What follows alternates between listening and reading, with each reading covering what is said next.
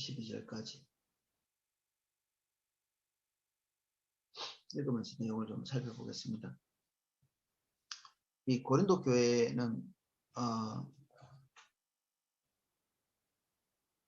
황제 숭배나 그리고 로마 신화에 나오는 그런 그 우상들을 숭배하는 그런 일들이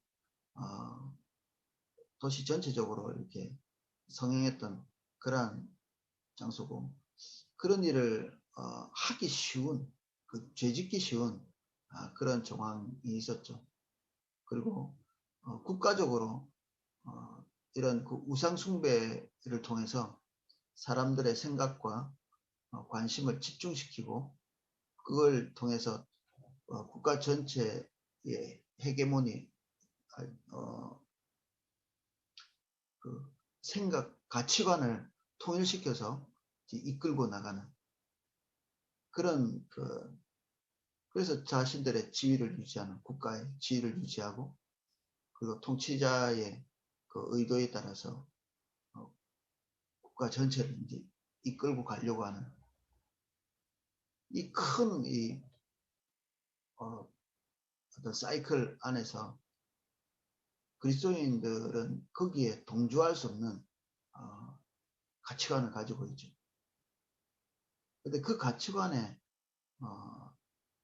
동조하는 그룹들이 생겨날 수밖에 없는 그런 구조이기도 하죠. 이 고린도 교회가. 그 어떤 신에게 제사 드리는 그 제전에 참여하지 않을 때 얻을 수 있는 불이익들, 그리고 고통, 이런 것들이 그들을 굉장히 당황스럽게 하고 그리고 힘겹게 했을 것 같습니다. 특별히 이렇게 내용을 좀 살펴보면 알겠지만, 이미 고린도 교회에 많은 사람들이 그 우상숭배의 제전에 참여하고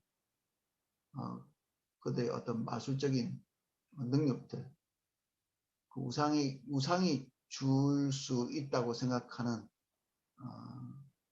그런 그 어떤 축복, 이런 것들과 동참하기 위해서 거기서 우상의 제물을 먹고 마신, 때로는 그 성전 창녀라고 부르는 자들과 음란한 행위를 자신들도 똑같이 이렇게 하는, 불가항력적으로 할 수밖에 없다라고 이렇게 생각하면서 아마 고린도 교회의 그 일부의 사람들은 그 우상의 제물을 먹는 것과 음란한 일에 참여하는 그런 일이 지금 있었던 것 같은데, 이 바울이 그런 태도 그리고 그런 경향성에 대해서 선을 긋고 있는 내용입니다. 오늘 내용이. 형제들아, 나는 너희가 알지 못하기를 원하지 아니하노니 우리 조상들이 다 구름 아래에 있고 바다 가운데로 지나며 모세에게 속하여 다 구름과 바다에서 침례를 받고 다 같은 신령한 음식을 먹으며 다 같은 신령한 음료를 마셨으니 이는 그들을 따르는 신령한 반석으로부터 마셨음에 그 반석은 곧 그리스도라. 구약 성경에 있는 내용들을 지금 인용하면서 그 구약 성경의 연속성상 안에 이 신약의 교회들이 있는 것을 전제하고 있습니다. 일단은. 그래서 구약의 성도들과 신약의 성도들이 따로 분리되어 있지 않은, 우리가 다 같은 하나님을 섬기고 있죠. 그리고 그들이 구약에서 경험하고 있었던 하나님의 큰 은혜들이 그리스도와 이렇게 동떨어져 있는 영역이 아니라는 사실을 전제하고 지금 이 구약의 사건을 얘기하고 있습니다. 다 구름 아래로 이렇게 지나가고 하나님의 보호를 말하는 거죠.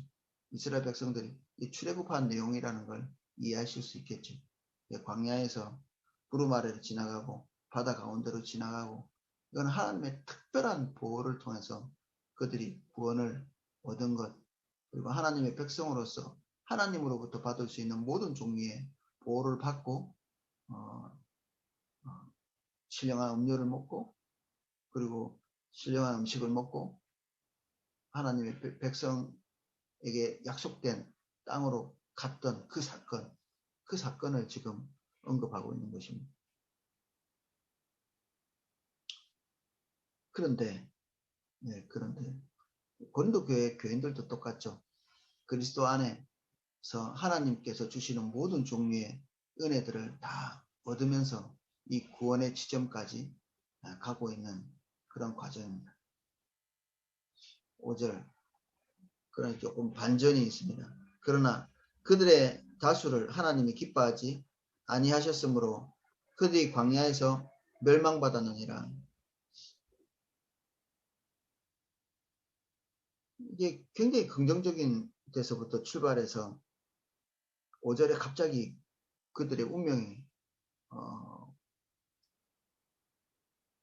좋지 않은 그들이 하나님의 큰 은혜 속에서 그 멸망당한 일에 대해서 얘기하면서 뭐 그냥 얘기하지는 않았겠죠. 당연히 지금 현재의 이러한 상황이 벌어지고 있고 또 앞으로 벌어질 가능성이 있다는 것에 대한 복선이죠. 이러한 일은 우리의 본보기가 되어 우리로 하여금 그들이 악을 즐겨한 것 같이 즐겨하는 자가 되지 않게 하려 함이니 그들 가운데 어떤 사람들과 같이 너희는 우상 숭배하는 자가 되지 말라.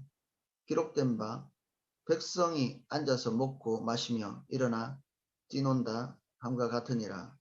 지금 여기서 설명하고 있는 것은 고린도 교회에서 우상을 숭배하고 뛰놀고 제전하고 먹고 음란한 행위를 하고 하는 것이 과거에 멸망당한 이스라엘 백성들이 하나님의 백성의 위치에 있으면서 그들이 우상 숭배를 했던 그것과 이렇게 오버랩시키고 있는 거죠.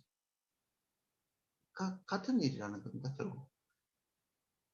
그때 하나님의 보호를 통해서 출애굽한 그러니까 하나님의 백성이 된 신분 이런 신분에서 이런 범죄를 했을 때 하나님께서 기뻐하시지 않고 심판하고 멸망시켜버린 그런데 예수 그리스도 안에서 그들이 얻은 이 구원 그들은 한 면에서 이런 생각을 가지고 있죠. 그노시스들이 생각했던 것처럼 어떠한 죄를 짓더라도 우리의 영혼은 깨끗하니 우리가 그리스도 안에 있으니 우리의 영적인 것은 이미 정결하였으니 우리가 어떤 범죄를 한다 할지라도 우리에게 상관없어 구원파와 같은 그런 가치를 가지고 있는 근데 바울이 얘기하고 있는 것은 상관없어가 아니라는 거죠.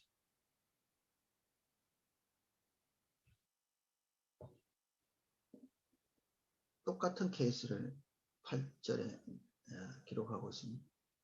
그들 중에 어떤 사람들이 음행하다가 하루에 23,000명이 죽었나니 우리는 그들과 같이 음행하지 말자. 어떤 사람이든지 음행하는 자, 이 숫자가 23,000명 이렇게 기록되어 있는데 이것이 뭐 숫자가 이렇게 많다 이런 것보다는 음행하는 자가 그냥 피해 나갈 수 없는 숫자죠. 얼마든지 간에 이 많은 사람들이 그날에 죽는 당일 그들 가운데 어떤 사람들은 주를 시험하다가 뱀에게 멸망하였나니 우리는 그들과 같이 시험하지 말자. 하나님 앞에서 하나님의 관용을 우리가 이용하는 것.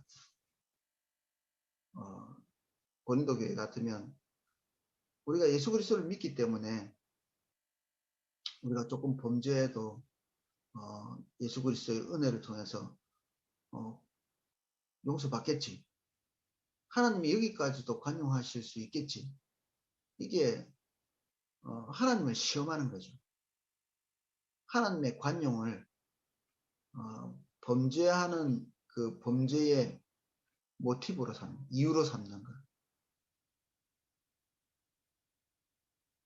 이게 하나님을 시험하는 것이거든요. 우리가 죄 앞에서 통회함을 가지고 회개할 때 하나님께서는 어떤 죄든지 우리에게 용서함을 베푸시는데 지금 이 태도는 통회함이 없는 태도죠. 죄에 대해서 통회함이 없는 것입니다. 통회함이 없으면 회개가 아니거든요.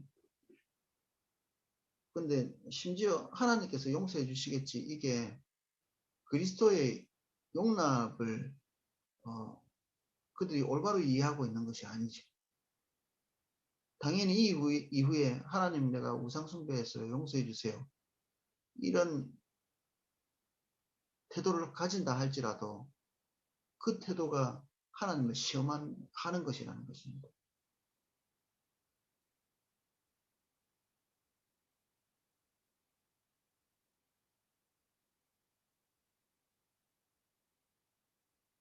10절, 그들 가운데 어떤 사람이 원망하다가 멸망시키는 자에게서 멸망하였나니 너희는 그들과 같이 원망하지 말라.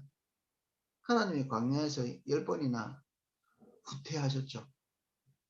마땅히 멸망받아 마땅한데 모세의 중보 때문에 그렇기도 하고 하나님의 관용, 오래 참으심, 이런 것 때문에 그들이 이 원망을 습성화한, 죄를 습성화한, 하나님의 용서가 그들의 죄를 심상하게 만드는 역할을 한 거죠, 이 사람들이. 그래서 그리스도로 인한 그 하나님의 관용, 하나님의 용서, 속죄, 이러한 그 하나님의 은혜가 그들에게 하나님을 더 사랑하여서 주님의 목적과 아젠다로 나가게 한 것이 아니라 그들의 환경과 처지에 눌러앉아서 범죄를 그냥 받아들이는, 하나님이 기뻐하시는 것보다는 본인의 입장, 이런 것들에 충실하게 행동한, 그리고 그 행동에 대해서 하나님께서 관용하실 것에 대한 기대를 하는,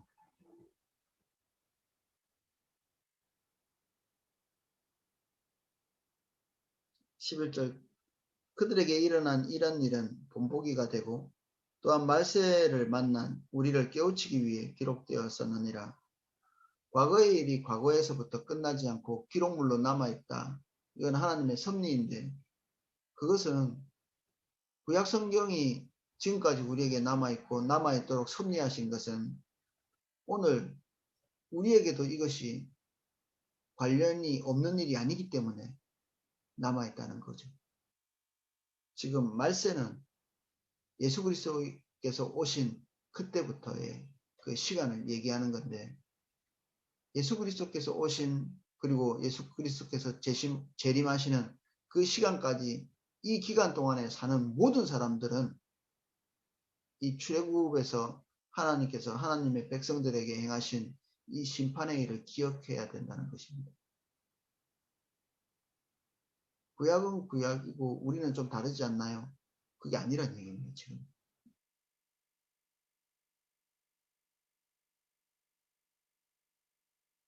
그런즉 선줄로 생각하는 자는 넘어질까 조심하라.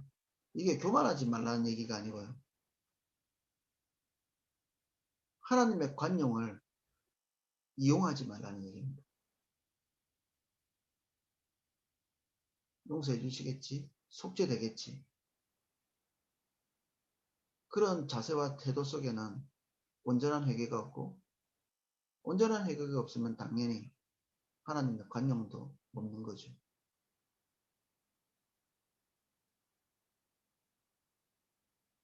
13절에 그들의 그 변명이 있죠. 도저히 이길 수 없는 시험이었어.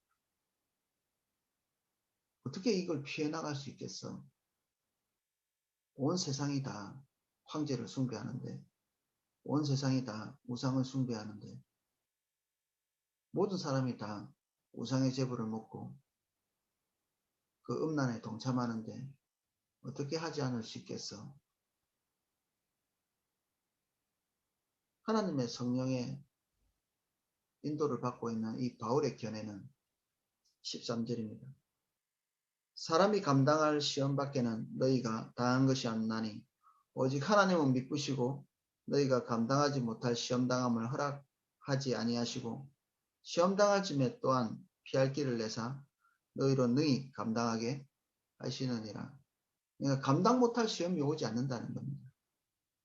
너희들은 지금 하나님의 관용을 이용해서 감당치 못할 시험이라고 이렇게 넘어지고 후퇴하고 있는데 그런 시련 자체가 존재하지 않는다는 거죠.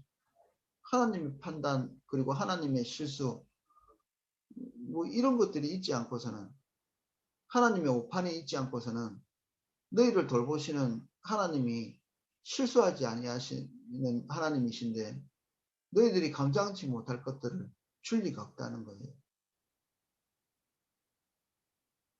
그리고 혹시 그러한 것이 닥쳐서 그들이 견디지 못할 상황이 되면 그때에 하나님의 은혜가 그들에게 있을 거라는 얘기죠.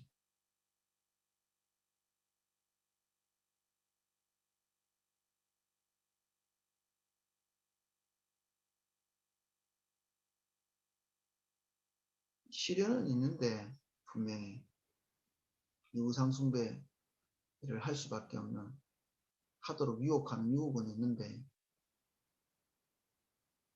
감당할 만한 고통이라는 얘기입니다. 은혜로 감당할 수 있는 고통이 없다가 아니라 그 고통을 감당할 수 있는 은혜가 우리에게 이미 와 있고 그 한계치를 넘어서는 그런 일이 있다면 하나님이 우리에게 그것을 피할 수 있는 지혜를 주실 거라는 것입니다. 그래서 우리에게 불가피히 죄 짓는 것은 없습니다. 그런 건 존재하지 않는다는 얘기죠. 어떤 죄든 그리고 하나님의 뜻을 어떻게 벗어나든 우리가 불가피했어요 라고 말할 수 없다는 것을 분명히 이렇게 얘기하고 있죠.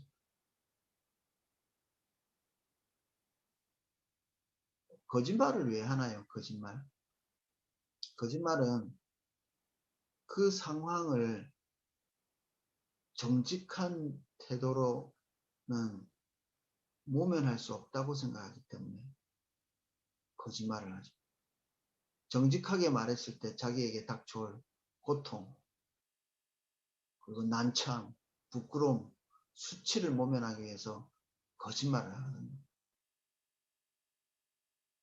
순간적으로 일어나는 일이죠. 근데 이럴 때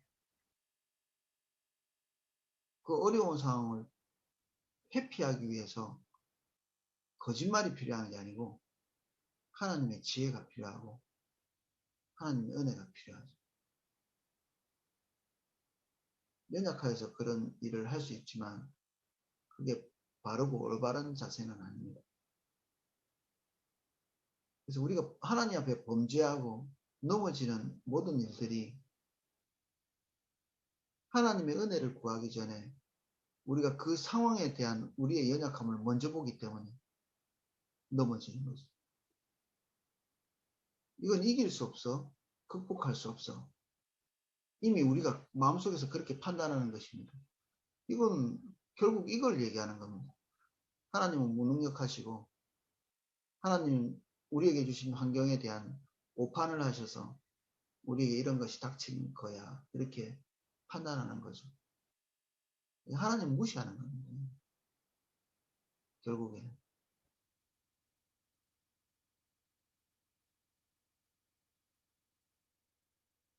13절을 다시 한번 읽어보겠습니다. 사람이 감당할 시험 밖에는 너희가 당한 것이 없나니 오직 하나님은 미쁘시고 하나님은 미쁘사 신실하다는 뜻입니다. 미쁘사 너희가 감당치 못할 시험 당함을 허락하지 아니하시고 시험 당할 쯤에 또한 피할 길을 내사 너희로 능히 감당하게 하시느니라. 고린도에 살기 때문에 어쩔 수 없이 국가가 이 밀어붙이고 있는 이 우상의 제전 그리고 모든 사람들이 크게 동조하고 있는 이런 일에 동조할 수밖에 없어. 이것이 틀렸다는 것입니다.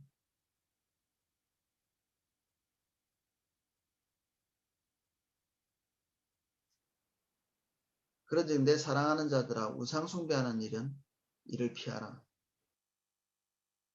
나는 지혜 있는 자들에게 말함과 같이 하노니 너희는 내가 이르는 말을 스스로 판단하라.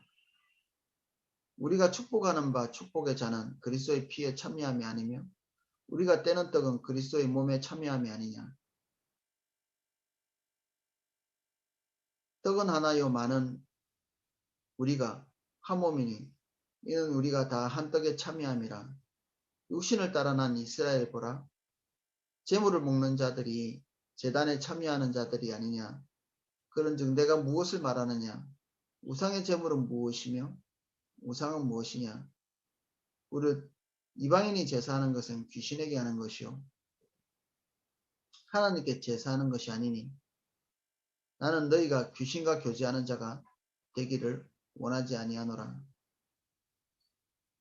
이스라엘 백성들이 하나님의 그 신의 산 거기에서 옷을 빨고 정결케 하고 그 하나님의 현현 그 하나님이 이 가시적으로 그 자연현상을 통해서 신의 산 꼭대기에서 불타는 그리고 웅장한 그러한 모습으로 현현하시죠. 이게 사람들에게 보이십니다. 그 웅장한 그 하나님의 현현 앞에서 그들이 했던 일이 먹고 마시는 일이었습니다. 이 먹고 마시는 일은 인격과 인격체가 만나서 교제를 한다는 얘기거든요. 우리 밥 한번 먹자 하는 거는 뭐 못 먹어서 밥 한번 먹자 하는 게 아니라 교제하자는 얘기잖아요. 교제. 누군가 식사를 같이 한다.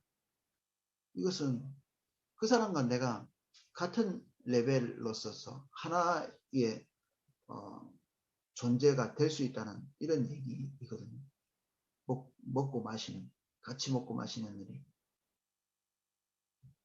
그러면 귀신의 그 제단에서 먹고 마신다.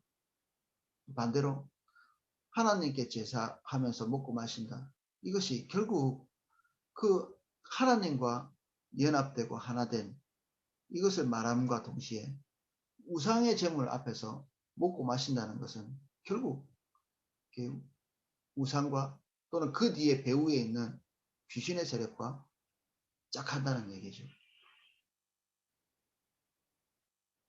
그래서 지금 그 우상의 제전 그리고 뭐 황제나 또는 그 로마 신화에 나오는 그 신들을 숭배하고 거기에 동참하고 먹고 마시는 일이 심상하게 지나갈 일이 아니라는 얘기입니다. 틀렸다는 거죠.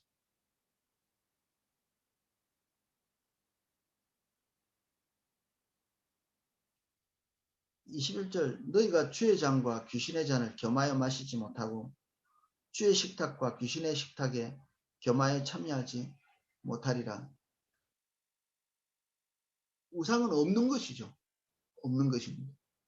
신은 하나님뿐이시고 근데 거기에 우리가 동참해서 먹고 마실 때 괜찮아 라고 말하고 있지 않고 그 아무것도 아닌 우상을 주목하고 섬기고 그 제전에 참여하면서 아무것도 아닌 그 우상의 배후에서 미혹하는 그리고 하나님의 그 저주가 예약되어 있는 그런 천사들의 속임에 같이 동참하고 있는 그런 얘기입니다. 그러면 우리가 주를 너여워 하시게 하겠느냐? 우리가 주보다 강한 자냐? 절대 그런 일이 있을 수 없다. 얘기죠. 그런 일을 심상하게 하면서 하나님의 관용을 기대하지 말라는 얘기입니다.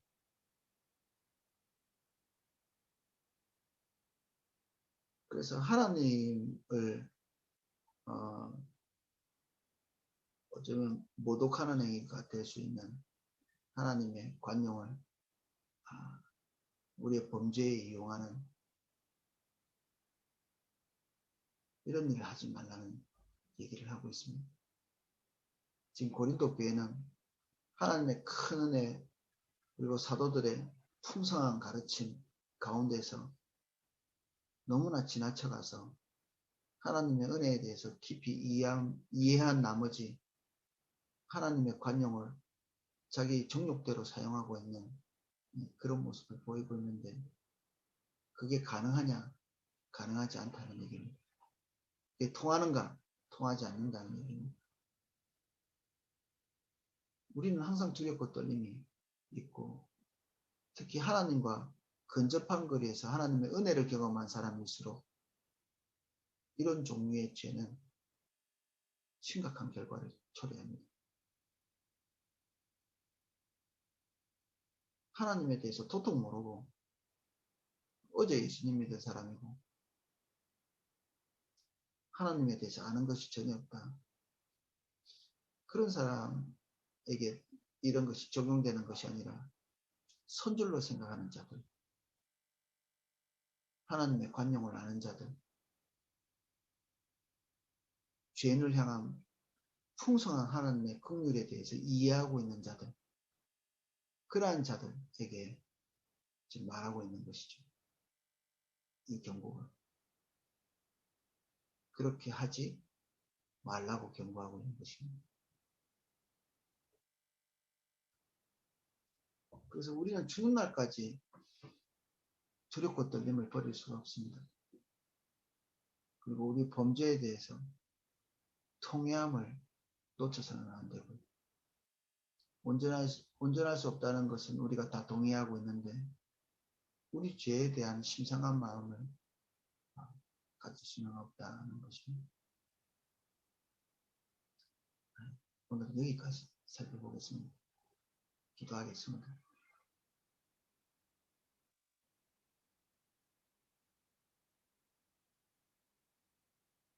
그리스도인의 삶에 두렵고 떨림이 없다면 우리는 이미 주님의 보호 밖에 있는 사람들입니다.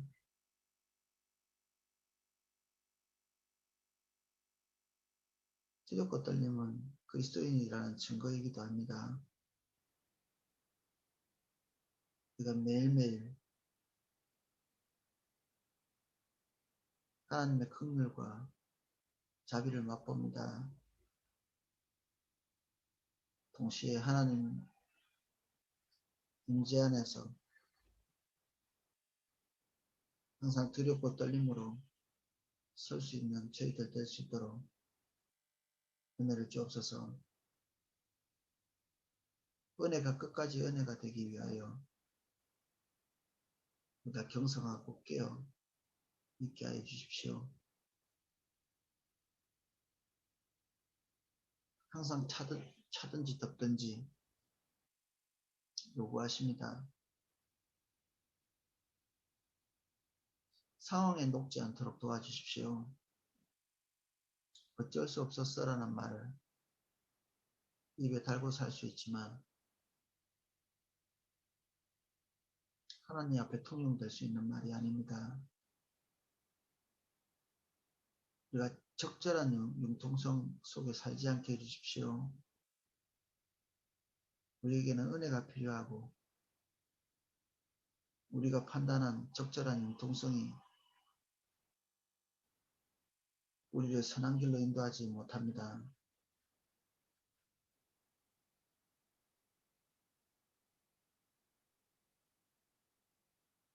우리가 깨어있지 못하다면 깨게 해주십시오.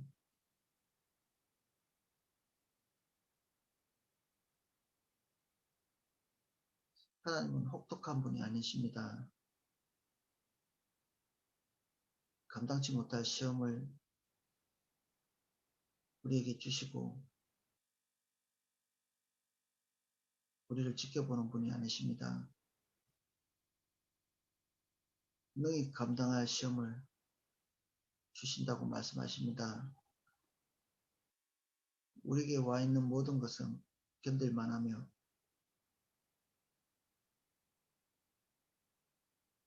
그리고 그 한계치에 도달해 있을 때 주님께서는 우리를 판단하시고 도우십니다. 우리가 자구책을 구하지 않게 해주십시오. 스스로를 구원하기 위해 분투하지 않게 해주십시오.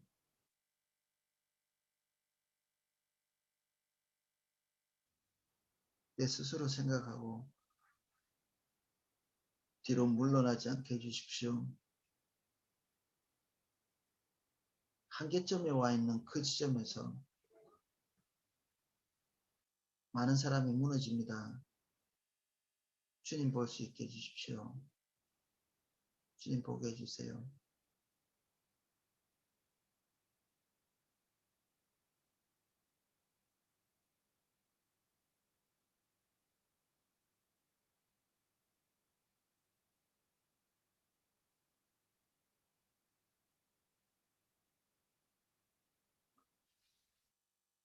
이제는 주 예수 그리스도의 은혜와 성부 하나님의 사랑과 성령님의 감화감 동원해 주시는 그 은혜가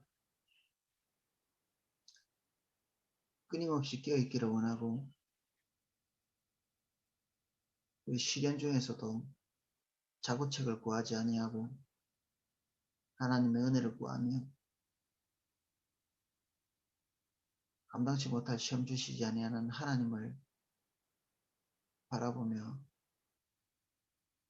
스스로를 굳세게 하는, 그리고 그렇게 하기를 원하는 우리 삼사교구 모든 성도님들, 그리고 함께 예배하는 한 분 한 분 모든 성도님들 삶 위에 그 은혜가 넘치게 기름 부어지기를 축원하옵나이다. 아멘.